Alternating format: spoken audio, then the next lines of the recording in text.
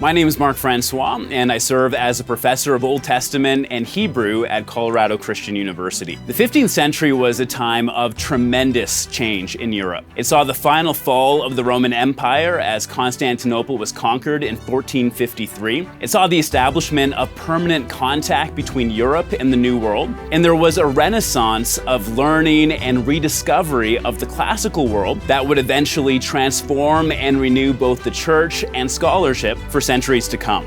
But sadly, it was also a time of tremendous persecution and hardship for Jews who lived in Europe. In the same year that Christopher Columbus set sail and landed in the New World, Jews in Spain were given 4 months to either convert to Christianity or be expelled from the kingdom. In other parts of Europe, Jews experienced forced baptisms, banishments, and were sometimes massacred by mobs because of accusations of imaginary crimes. And yet, in spite of these difficulties in this and other parts of the world, Jewish scribes continued to faithfully study and copy their sacred scriptures, the Torah, the Nevi'im, and the Ketuvim, the law, the prophets, and the writings. The portion of the manuscript that we have here was written by an unknown Jewish scribe in the 15th century AD. It includes a portion of the book of Exodus, or Shemot, from chapter 18 verse 8 to 21 verse 22.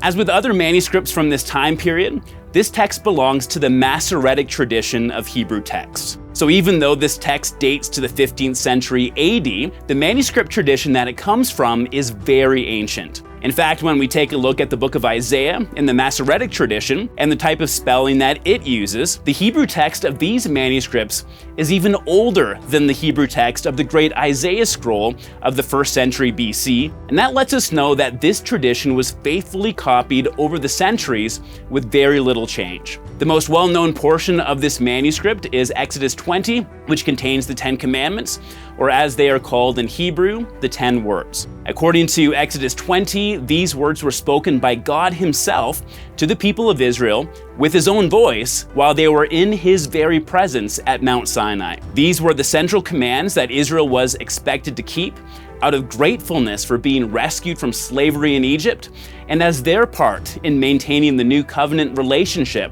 that was being established between them and the God of their ancestors, Abraham, Isaac, and Jacob. Though originally meant for Israel, these commands would have a lasting impact wherever Judaism and Christianity spread, from the Middle East to Egypt, to Ethiopia, to Armenia, to India, to China, to Europe, and then eventually to the very ends of the earth. This manuscript in my hands is one witness to the faithfulness of Jewish scribes as they preserve this sacred text for generations to come.